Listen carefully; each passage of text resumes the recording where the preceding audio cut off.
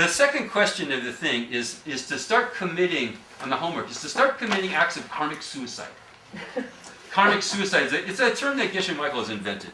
Karmic suicide, or pushing your karmic envelope. So what are meant by these phrases? So karmic suicide is like the practice of sacrificing one's own immediate self-interest or advantage in order to reinvest that karma for later. See? Suicide. So like, okay, maybe I have the karma to get the last donut. See? You go into the donut store and there's like one last donut. And you have that, you're in line, you got the money and all like that. You have the karma. You could push it. You could push your karmic envelope. See? And just say, I got the karma, God damn it. That donut's got my name all over it. And then, like you hear somebody come in behind you and they say like, ooh, that looks like a really good donut. And then you try and like pretend like you didn't hear. But you're at a crossroads then. You're at a karmic crossroads.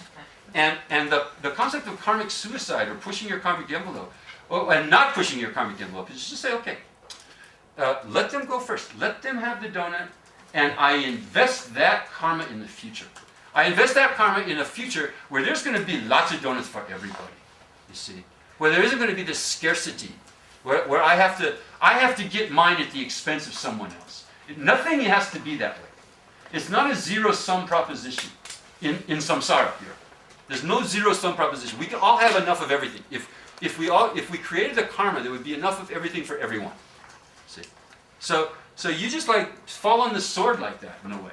You get used to it. And you try this a couple of times, and you have to try it to see that, it works. It works. And then you get a little stoked up. I remember there was one time, I was first learning this kind of stuff, and I didn't have any faith in it all whatsoever, really. But I was traveling internationally, and I really wanted to get home. And so I was trying to go standby on all these flights, right? And I remember I was just like, I went on standby for one flight, and I for some reason remembered this kind of principle. And I said, all right, well, might as well just try it. I got, nothing to lose pretty much, because, probably not going to get on the plane anyway. So I just they called my name, and I said, no, let the other standby people go first.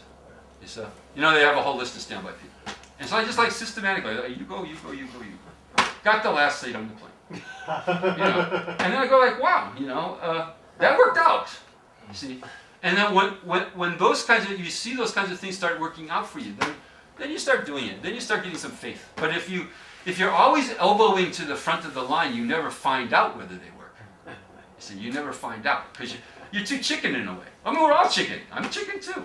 I'm like, when I get the C thing, I freak out. I feel it. And it's like, even you're like, come on, they can't give boarding passes if they don't have a seat. You're going to get a seat.